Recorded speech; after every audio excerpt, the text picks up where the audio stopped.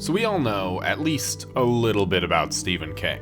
He's the master of horror, author of over 50 novels, and apparently the master of time because I don't know how he does all that even being a full-time author. Now most of his books center on a small town, mostly in Maine, some sort of monster or entity that the characters have to try to overcome, with some mixed results in the end. So a few years ago, when I saw 11/22/63 pop up on Hulu, found out this was a story written by King himself, I was pretty shocked. This is not a small town mystery/horror. This is a pretty sprawling tale involving time travel, history, and no clear horror elements. Just looking at his resume, 11/22/63 doesn't really seem to fit the bill, and even though this book was released in 2011, there hasn't been anything else quite like this story in King's library afterwards, making this his most unique work, and also his most ambitious.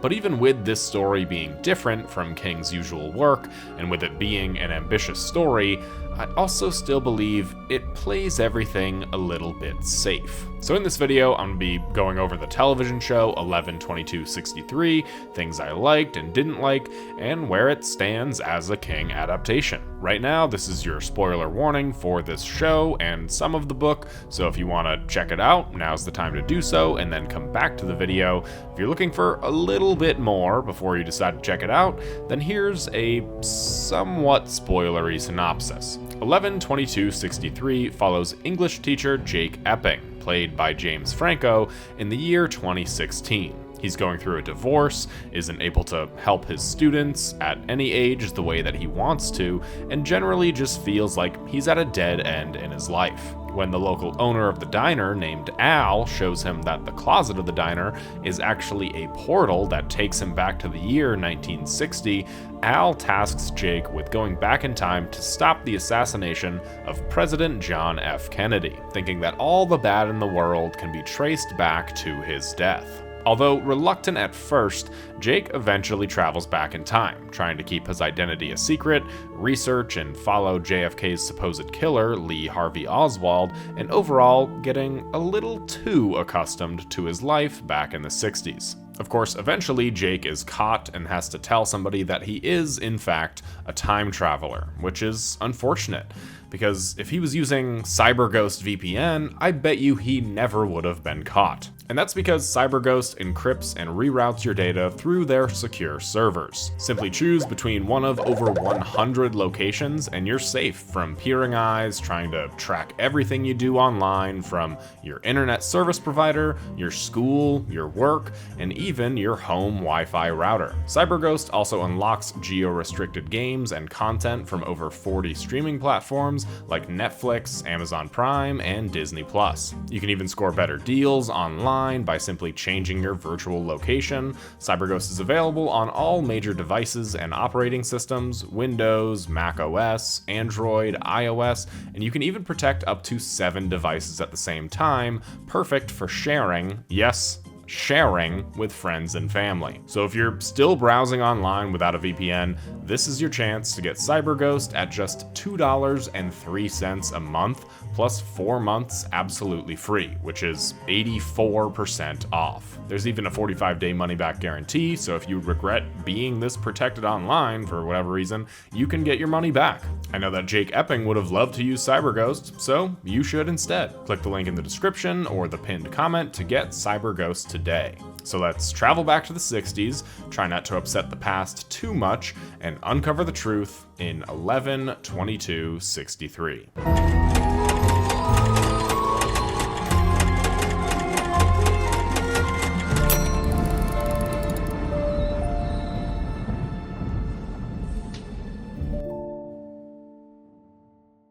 So I'm not entirely sure what I was expecting out of this show going into it, but it certainly wasn't what the final product was. Usually, that's a bad thing to say. It usually means that I was disappointed or underwhelmed by the story, but that's actually not the case when it comes to 11/22/63. I was initially expecting a sprawling time travel story, seeing the effects of small changes in the past, the butterfly effect, and then figuring out how to change this massive event in history to make the future better. But the story doesn't go in that direction, and it really can't, because it's not like the portal takes you to the day of the event or like even the week before. It takes you there years beforehand. So every small change you make leads to a completely different future, something we see at the very end of the show. I also expected this to delve into the JFK conspiracy itself.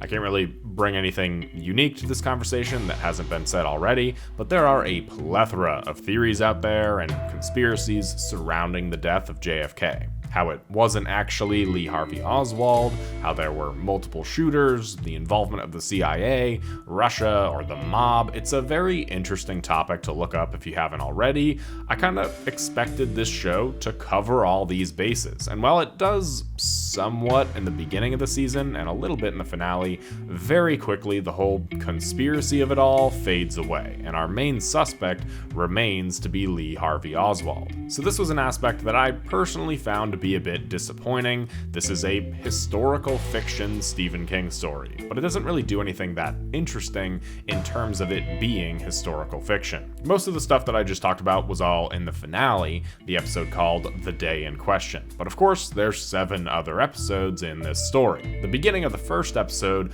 and the actual time travel itself comes across maybe a little bit cheesy. Jake learns of this very strange portal to the 60s and then is immediately told that he has to stop the assassination of JFK. It's a little crazy, it's a little all over the place, a little too fast, but it gets the story going almost immediately. Like I said, the beginning episodes talk about the conspiracy a bit more, and if you're familiar with all the theories, then these scenes make a lot of sense. But even if you aren't, then Al is there to become more or less the narrator to all these theories and explain them to the viewer who has never heard of them before. The first 3 episodes are really their own story itself, with very little to do with JFK, and more to show us who Jake really is. After realizing this task is too big for him to accomplish, he still has the opportunity to change one person's life, his older student, Harry.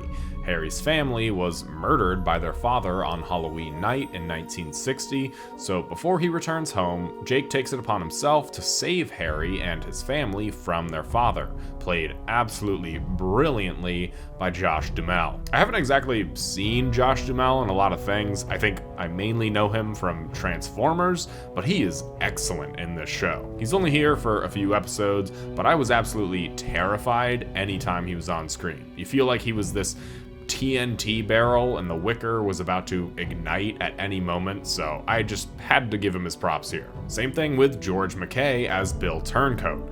Bill's character adds a lot of levity to the story, he's the main comedic relief, but also has the more dramatic ability to make some of the heavier scenes work that much better. As for James Franco, well, sitting here after watching the whole series, I'm still not quite sold on him. I think James Franco is a good actor, but I don't think he was a good Jake Epping. He's far too charming and built and good looking for the role of a nerdy English teacher trying to prevent the assassination of JFK. When he's fighting Josh Duhamel's character, I feel like it's acting when he's on the ground in pain. I feel like it's acting when he's afraid to go and place a bet in a bar. I think it makes complete sense for him to be there. He doesn't look out of place whatsoever. The later half of the series, I bought into his character and performance much better, because at that point Jake is supposed to be far more confident in himself, but I never really bought the idea that Jake Epping, played by James Franco, didn't have confidence. But as with any time travel story, there's a lot of fun to be had. Seeing Jake have to get different clothes because he sticks out like a sore thumb in his modern day clothes, buying a car and being absolutely elated at the prices of everything, betting on games he knows he's gonna win. It's all typical fun time travel stuff. But this is also Stephen King, so where's the horror? While it might not be the typical monster horror that a lot of people are used to when it comes to Stephen King, a lot of the horror in this story comes from the time period itself. Racism, sexism, the clothesline pin, which I had to look up, the mental health facilities, a lot of this is shown in a really horrific way, which can lead to some actual horrific moments. Which I think is really great because a lot of people today really romanticize the past, specifically the 80s, which this show is not about, obviously, but this show shows a more truthful side to history, which is ironic because this whole show is about changing history. In these times, I think Jake makes for a really great character. He's not hung up on anything that society perceives as normal here. He clings onto the normal from the present, which might not always be great, but it's certainly better than here. But the aspect that I really liked about the show, and as a story about time travel, was how the past was an entity of itself. The past doesn't want to be changed, and when it feels like it's trying to be changed, it'll do everything possible to stop that from happening. In the first few episodes, this manifests quite clearly. A man telling him that he shouldn't be here, a car crashing into the phone booth he was in moments before, a restaurant literally doing everything it can to prevent him from dining there, and the house that he's staying at catching on fire, destroying all of his notes on the past. These are all very obvious, but the longer Jake stays in the past, the less obvious these manifestations start to become. It's like the past knows that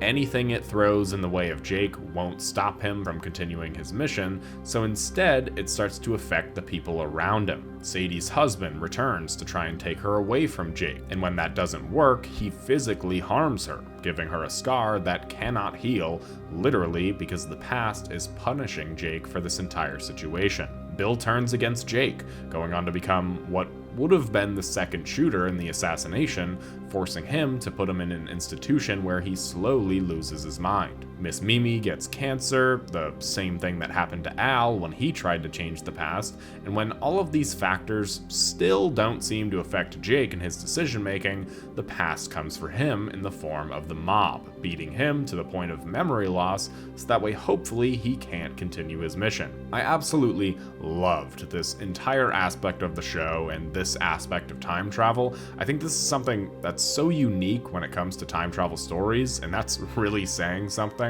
Sure, the show talks about the butterfly effect and how that can change the future, but the past not wanting to be changed and acting as its own supernatural entity is that Stephen King horror that we know and love. The middle portion of the season is all about the characters adapting to this world. There's not a ton of horror, there's some mystery and conspiracy, but it definitely takes a back seat because there's only so much they can do when there's still months or years between major events. Jake falls in love with Sadie, preferring his life here over his life back home. Bill starts to become infatuated with Marina, Harvey's wife, which definitely means no good can come from that, and the double life of Jake starts catching up to him. Everything that he came there for and the mission itself takes a back seat over the life that he's made for himself. It's in this time that I started really liking all of the supporting characters as well. Sadie is all around a great character and a great love interest for Jake. While she gets the brunt end of punishments for Jake's doings, she's also the one who helps him the most on this journey to remembering what he's there for and actually getting things done. Miss Mimi and Principal Simmons both serve their purposes well as friends of Jake, and Lee Harvey Oswald becomes more and more suspicious as time goes on, but we also never get any sort of concrete evidence that this is all on him. So there's the mystery component there that they might have the wrong guy. But as things get towards the tail end of the season, a lot of the core aspects of the story start to fall apart. Like I mentioned, the past catches up to Jake and he gets beaten to the point of memory loss. Now, on paper, this plot point is great. It shows the past finding a way to finally affect him and not just the people around him, but in this show, it just kind of breaks up the pacing of the series as a whole.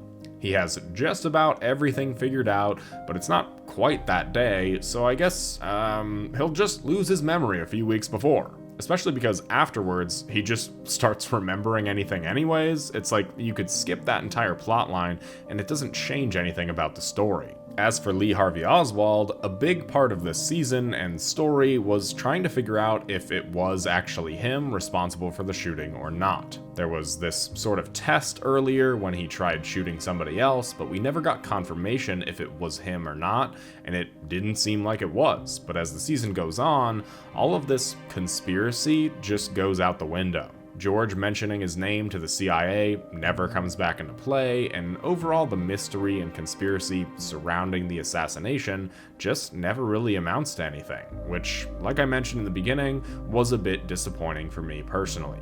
We don't really get a good sense as to why he's doing this other than him wanting to make a name for himself. We don't know if the CIA was involved, and personally I was just expecting something a bit different, not what the history books tell us already. And that leads me to the finale, an episode I didn't really have the highest of hopes for, just given how things were going the past 2 or 3 episodes, but honestly, this is one of the better finales I've seen in recent memory. The finale is excellent. Far and away the best episode of the show. This is what people wanted to see, the actual moment from history being prevented, and I was very worried that all of the blame was just going to be shifted from Lee Harvey Oswald to Jake Epping, and it seemed like that was the way things were going. That would have been incredibly easy, but it ultimately wasn't what happened, leading us to believe that this was kind of going to be a happily ever after sort of ending, with the exception of course, Sadie's death.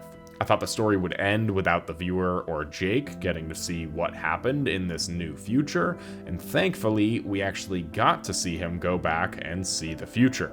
A future that happens to take place in another Stephen King story, The Stand. In fact, this whole show is filled with references to other Stephen King works, but I'll cover those in another video. But in this future, where JFK survives, it did just about anything but solve the problems of the world, leading Jake to have to leave once again, and this is where the man with the yellow card comes into play. Jake wants to relive everything again with Sadie, but keeping her alive. But the yellow card man says that no matter what he does, she'll always end up dead. And this man knows this because that's exactly what he was trying to do, but with somebody else. This is a very visual representation of what will happen to Jake if he continues down this rabbit hole, so he ends up leaving it alone and returning to 2016. I actually got very emotional at the ending when he goes back to his time, learning about what happened to Sadie, talking with Harry again, knowing that no matter what he did, he couldn't help him. It's a through and through bittersweet ending. Truly one of the greatest bittersweet endings I've ever seen. If you're looking for a story about the pros and cons of time traveling and how it affects the future, you're not really gonna like this. If you're looking for a conspiracy thriller about who really shot JFK, you're also probably not gonna like this. If you're looking for a science-heavy time travel story, this is not the story for you. So while this is ambitious, I do think that this story ultimately plays it a little bit safe. But even in playing it safe, it also shows an entirely different aspect of time travel that I've never really seen before. It stays true to the horror elements of Stephen King's stories, even if it doesn't show up the way that it usually does. Overall, I'd say this is probably one of the better Stephen King adaptations, and I'd give 11/22/63 a rating of 8.4 out of 10. What are your thoughts on 11/22/63? And would you guys be interested in seeing a more in-depth video about the references both in this show and across all of King's works? I'm thinking about doing a video on that, so let me know if that's something you're interested in. If you are, then let me know that by liking the video, commenting below, and subscribing for more videos like this. Don't forget to click the link in the description or scan the QR code on screen now to grab the special CyberGhost VPN discount available for my viewers. It keeps your data safe while you browse and unlocks all blocked content online, all for just $2.03 a month. It's completely risk-free, so check it out today. Special thanks to all my channel members, and I'll see you all in the next one.